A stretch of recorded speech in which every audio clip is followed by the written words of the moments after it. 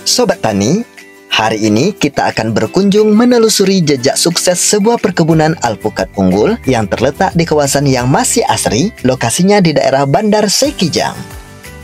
Tak sekedar berkunjung, kita akan menyerap ilmu lapangan langsung dari pemilik kebun tentang bagaimana alpukat tumbuh menjadi peluang emas untuk masa depan.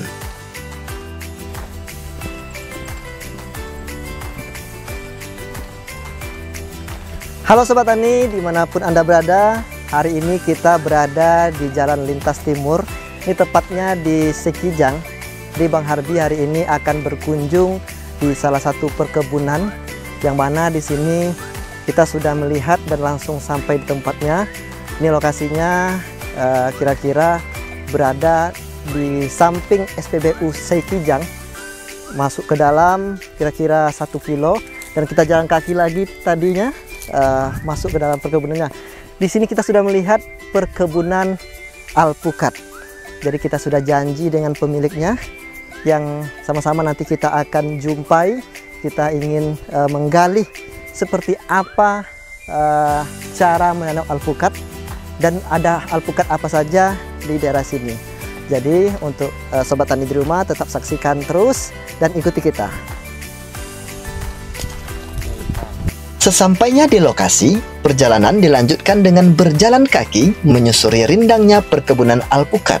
Mata kita akan dimanjakan oleh barisan pohon alpukat yang berdiri rindang dan berbuah lebat, seolah menyambut dengan bisik angin, "Selamat datang di Ladang Harapan." Sebuah panorama yang tak hanya indah, tapi juga menyimpan cerita panjang tentang kerja keras dan ketekunan.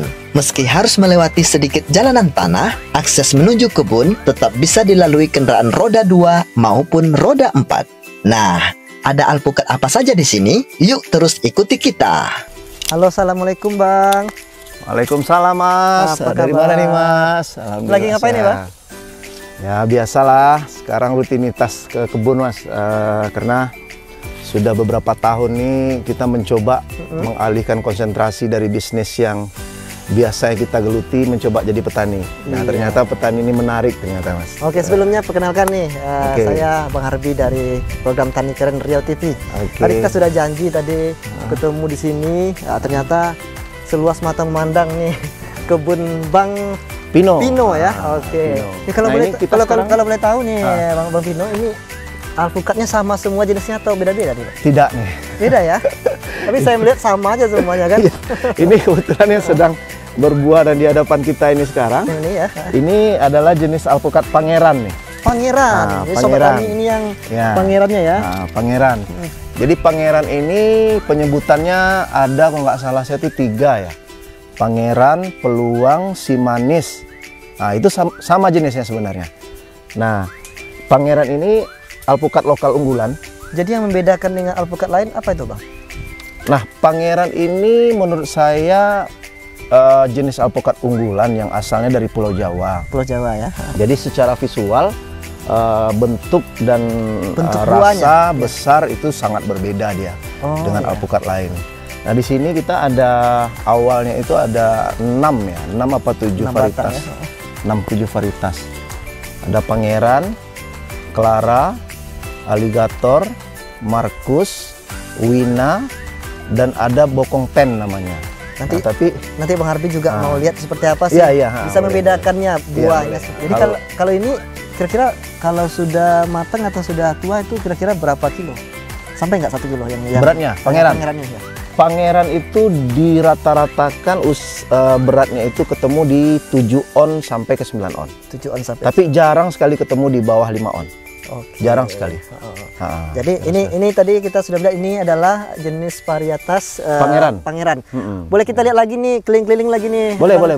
Sambil menyapa sobat tani di rumah. Ini kira-kira luas lahannya berapa nih Bang Pino? Nah kalau luas lahan yang di sini persis ini 1 hektar. 1 hektar ya. Tapi kita ada 3 lahan di sini. Kalau ini dengan total 3 hektar. Sepertinya ini beda dengan yang tadi nih Bang Pino. Nah beda. Jenisnya apa nih? Nah ini yang dinamakan orang itu jenisnya Markus. Nah Markus ini juga ada penyebutan 3 nama. 3 nama ya? Markus, Kendil, Hawaii. Dia satu varietas, tapi masing-masing orang menyebutnya ada nama yang berbeda. Nah, ini punya keunggulan buah ini matang paling lama. Paling lama. Terus satu lagi dia berbuah di musim sela. Nah, jenis pangeran itu sudah panen nanti dia baru di pertengahannya baru pertengahannya baru panen. Nah, jadi apa ya? Penyisip dia, penyisip. Penyisip. Nah, bagi petani ini sesuatu yang luar biasa nih. Benar. Kenapa? Di alpukat habis musimnya dia baru mau musim, jadi harganya stabil. Iya. Kalau untuk apanya sobat tani, untuk bentukan buahnya lebih bulat ya, Bang? Bulat, mirip-mirip dengan kelapa.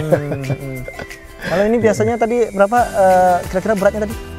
Ini pernah kita temukan di kebun kita ini beratnya 1,8. 1,8 kilo sobat tani. Satu buah 1,8. Iya. 1,8. Boleh kita berkeliling lagi nih? Boleh, boleh. Yuk kita lihat ini jenis Markus. Di sana ada aligator. Aligator ya, boleh. Ya, betul. Jadi untuk berkebun alpukat sendiri kira-kira udah berapa lama sih? Berapa tahun sih, Bang?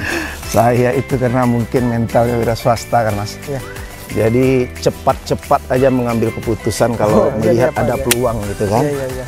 Nah, namun ternyata sifat emosional yang tidak terkontrol itu juga kadang-kadang merugikan ke kita. Iya. Nah, ini sebenarnya kebun saya jadikan project try and error saya nih sini.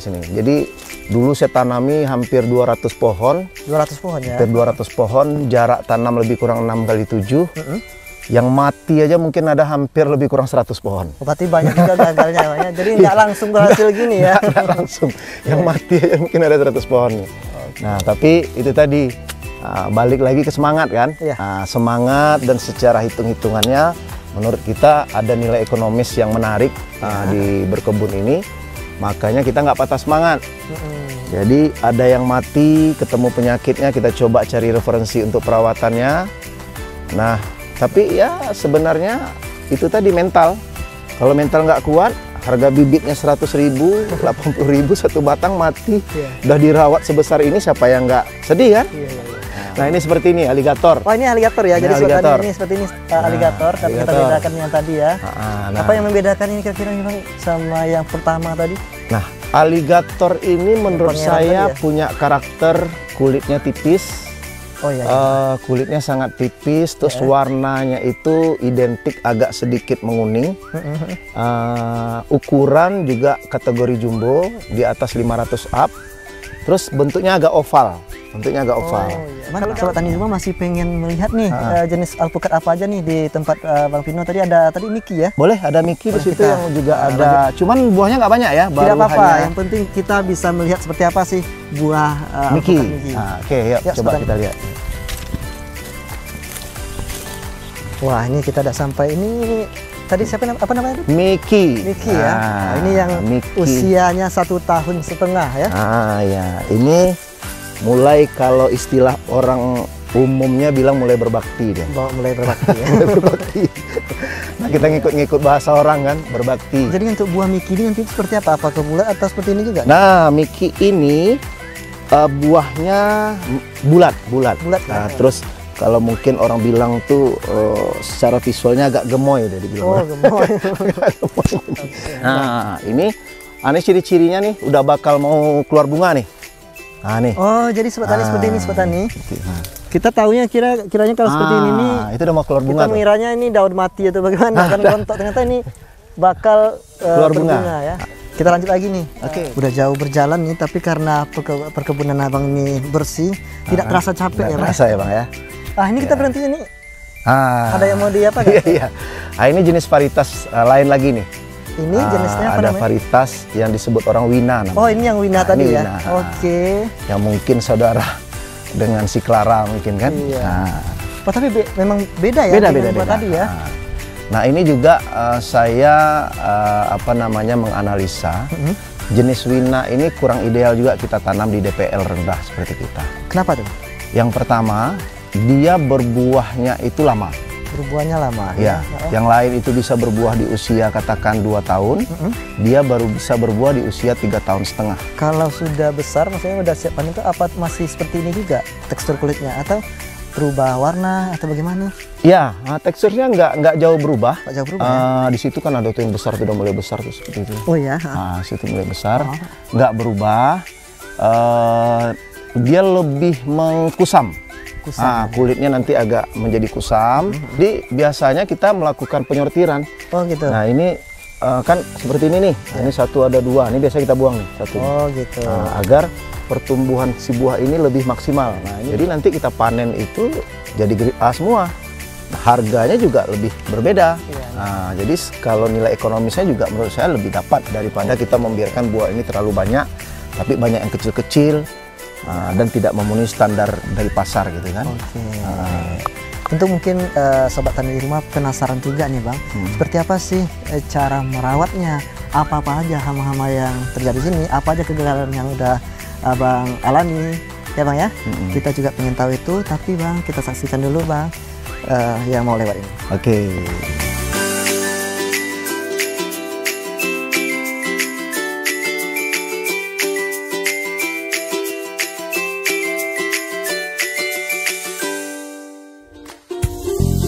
Sobat Tani, kesuburan dan produktivitas pohon-pohon alpukat ini adalah buah dari ketelatenan, kegigihan, dan kemauan untuk terus belajar. Keberhasilan perkebunan alpukat tidaklah instan Sobat Tani. Banyak ujian-ujian yang harus dilalui. Dalam kesempatan ini, pemilik kebun membagikan kisahnya, mulai dari serangan kumbang pemakan batang tanaman, jamur akar putih, hingga harus menebang dan mengganti ratusan pohon yang terjangkit hama. Oke Sobat Tani, sesuai janji kita tadi, kita mau melihat bagaimana perawatan dan apa-apa aja nih hama yang terjadi di tanaman alpukat. Oke. Nah, kalau ini kayaknya beda lagi nih jenis apa alpukatnya. Beda-beda. Ini salah satu jenis alpukat koleksi saja. Koleksi? Ya, koleksi artinya agar kita mempunyai varietas yang banyak gitu kan, jadi tahu plus minusnya. Ini kebetulan alpukat khas. Khas apa nih Pak? Khas namanya. Oh namanya khas. Namanya khas. Saya kira alpukat khas Pak nama apa? Ya namanya khas. Ya. Sebenarnya ini nggak boleh ditanam di DPL rendah seperti kita Pekanbaru, ini lebih kurang 80 nggak boleh ditanam. Tapi saya hanya ingin mencoba satu pohon. Ini idealnya ya? Hidup di ketinggian 1.200 ke atas. Baru tanaman ini menjadi baik dan produktif ya. Nah ini saya melihat ada lubang-lubang nih di batang ini, termasuk cara merawatnya atau apa nih Bang? Nah benar. Nah ini salah satu alpukat yang terkena.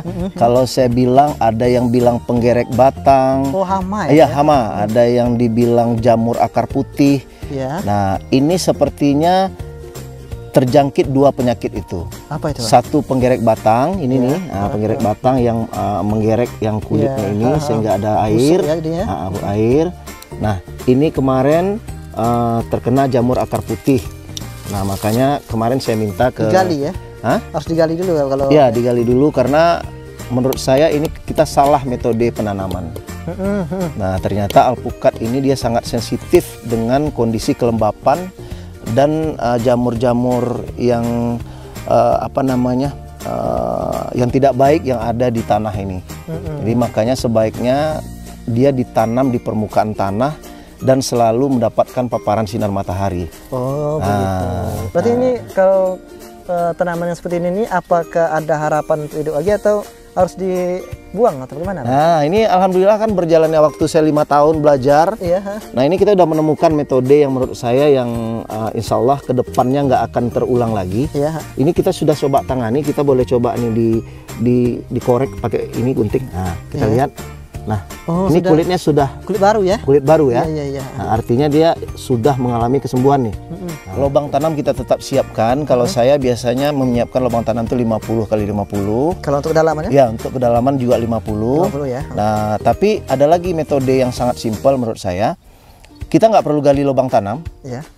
Nanti di saat polybag bibit sudah siapkan, kita anggap ini permukaan tanah. Polybagnya kita siapkan di sini. Berarti diletakkan aja? Diletakkan saja, tanah yang di sini kita jadikan penimbunnya. Oh, berarti digemburkan terus? Iya, artinya ditimbun. Pangkalnya ini ditimbunkan dari tanah yang ada di sekeliling, dan nantinya dia akan tumbuh di permukaan tanah ini. Berarti uratnya udah nembus ya? Urat akar tunggangnya nanti akan mencari sendiri, tapi urat permukaannya akan ada di permukaan ini. Dan itu pengalaman kita nggak pernah kena terjangkit akar putih. Karena nggak di dalam tanah. Karena tidak di dalam tanah, kelembapannya sangat terjaga. Yang paling sering terjadi itu kalau kita bilang kutu putih ya. Kutu putih. Oh iya. Yang di daun-daun ini biasanya. Nah iya, di daun-daun ini biasanya nempel. dan dia terbang kutu putih. Oke. Terus kalau ulat sepertinya enggak lah ya. Ulat enggak ada ulat, ya? Enggak tahu apa kata, kalau menurut orang-orang tua dulu katanya pokatnya banyak ulat. Biasanya ada biasanya. Saya nggak menemukan ulat di pokat saya nih. Apakah memang varietasnya yang menentukan atau bagaimana? Nggak tahu nih. Nah, kalau untuk perawatan daun menurut saya simple. Ya. Kalau saya sendiri sering melakukan asap-asap. Asap aja, berarti nggak perlu ada perlu. Cuman maksud saya untuk mengurangi durasi atau pengeluaran biaya untuk penyemprotan itu, kita bisa melakukan pengasapan. Nah, jadi kita nanti mengenali dari kondisi daun saja. Kalau seandainya kita lihat kutu putih itu sudah mulai datang, itu bisa kita semprot. Banyak sekali obat-obat yang ada di toko pertanian. Namun saya sekarang ini lebih memilih yang ke organik ini. Organik. Masih ada lagi nggak Bang penyakit alpukat yang bisa kita lihat sama sobat tani di rumah? Ini kan tadi kita ada kumbangnya ya. Masih ada lagi nggak jenis penyakit lainnya nih Bang di sini? Penyakit lain yaitu ada jamur akar putih. Jamur akar putih. Jamur akar putih. Itu di dalam itu Bang ya? Iya, itu sulit kita kenali. Namun nanti dari pohon bisa kita kenali. Nanti dia akan menguning, terus daunnya merontok, tiba-tiba mati. Berarti kering gitu aja. Kering. Ya? Oke. Nah, boleh kita lihat tuh ada di sana yang lagi kena tuh, sana tuh. Nah, kalau mau lihat. Jamur akar putih. Akar putih tadi. Wah. Ini udah berbuah juga kemarin ya, Bang? Wah, ini sempat kita itu diberi harapan buahnya sampai menggelayut. Iya. Nanti kita memang sudah mendeteksi ini terkena jamur akar putih. Nah, bisa kita saksikan di pangkalnya itu kalau sudah terkena, coba bayangkan. Usia pohon sudah mencapai lebih kurang hampir 2,5 tahun ke 3 tahun. Sudah mulai berbuah lebat.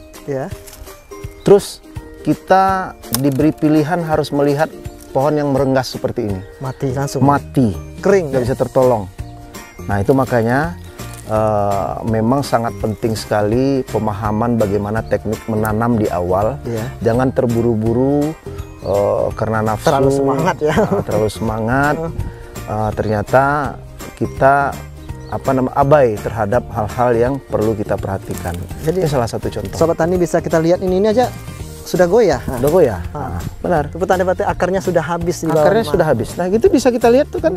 Jamur sudah menempel tuh di situ di pangkalnya itu. Seperti itu sobat tani. Ini sedikit kita sudah banyak juga mendapatkan ilmu ini dari hama yang terjadi di alpukat ini. Kita bisa lihat batangnya rapuh, goyah. Ini betapa kuatnya kokohnya dulu ya, bisa menjadi goyah. Oke. Dan kita akan masuk ke segmen panen-panen. Panen-panen. Boleh kita coba, ada yang tua di situ, kita boleh panen. Tapi sebelum kita panen, kita saksikan dulu yang mau lewat ini.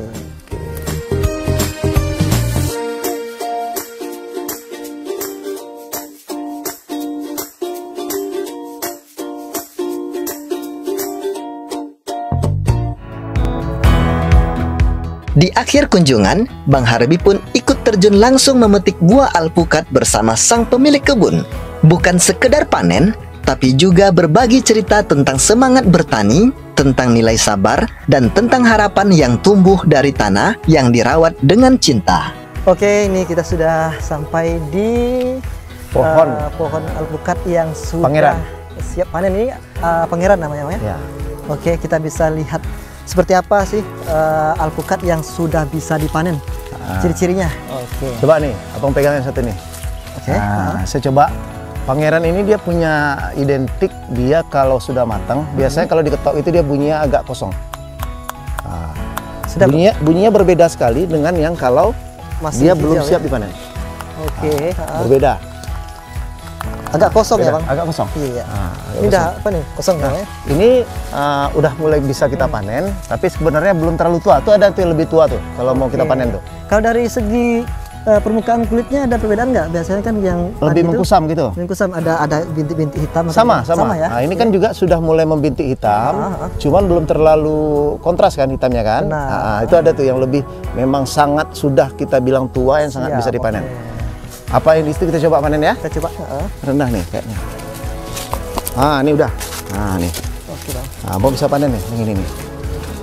Boleh izin dipegang dulu? Boleh. Jadi panennya biasa aja sih Bang ya? Biasa aja. Ini boleh dipetik di sini. Boleh. Boleh ya? Udah, boleh. Boleh. Sobat Tani bisa dilihat. Berarti nggak boleh langsung di apa aja, Bang ya? Boleh langsung nanti dipotong di aja. sini. Oke. Biar satu lagi ya? Boleh. Bismillah. Oke. Nah, ini mungkin boleh diambil juga nih. Nah, ini karena itu saya lihat. Nah, inilah efeknya kalau buah itu menempel.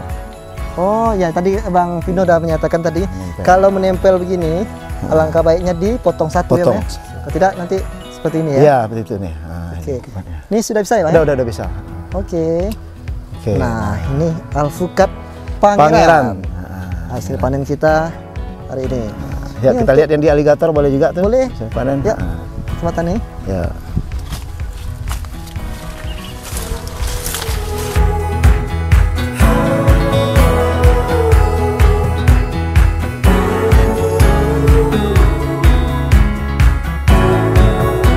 Bang Pino, ini untuk alpukat kita ini dipasarkannya apakah didatangi orangnya langsung atau kita langsung bawanya ke pasar buah?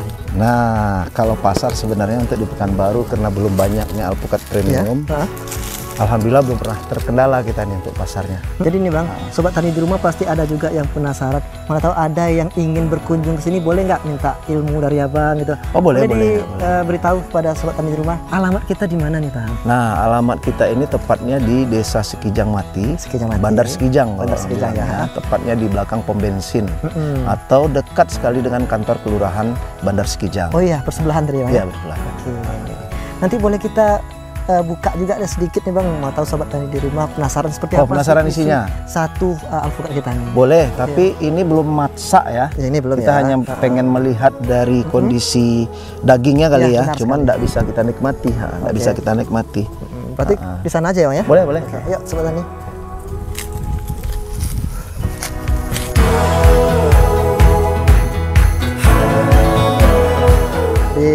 Kita sudah menjanjikan kepada sobat tani di rumah, kita mau spill seperti apa sih daging daripada alpukat Pangeran tadi. Oke. Tadi sudah kita coba potong pakai pisau. Tinggal dibuka. Sekali lagi ini bukan bisa kita cicipi, tapi hanya untuk bisa melihat ketebalan daging atau warna daging yang ada di alpukat Pangeran ini. Kita coba ya.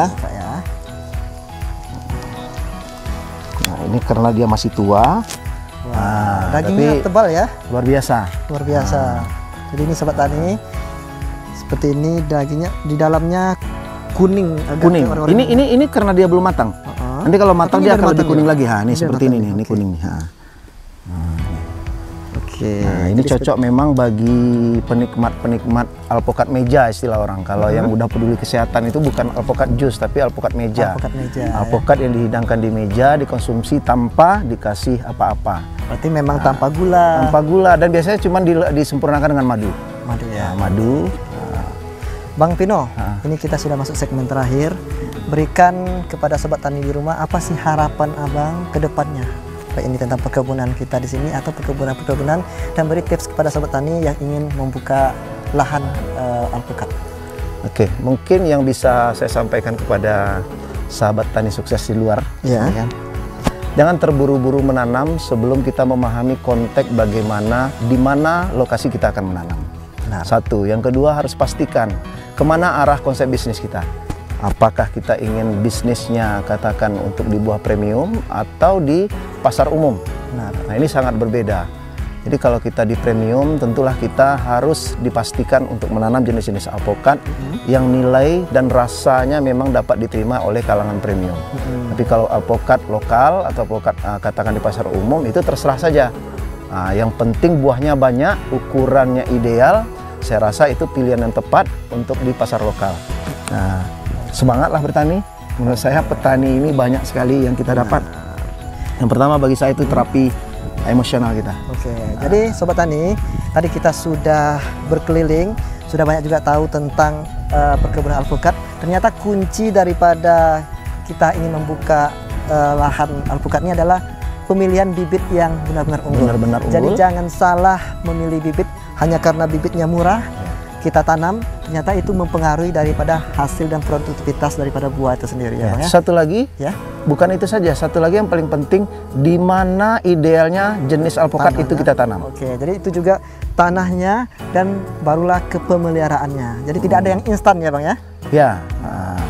Jadi jangan salah tanam alpukat varietas di DPL rendah kita tanam di tinggi, atau terbalik varietasnya tinggi kita tanam di rendah. Nah, jadi itu bakal jadi masalah. Oke. Gitu. Oke, terima kasih banyak Bang Pino sudah kasih. mengajak berkeliling di kebunnya. Tetap saksikan selalu program kesayangan kita yang penuh edukasi, tentunya dalam program Tani Keren, bertani itu keren.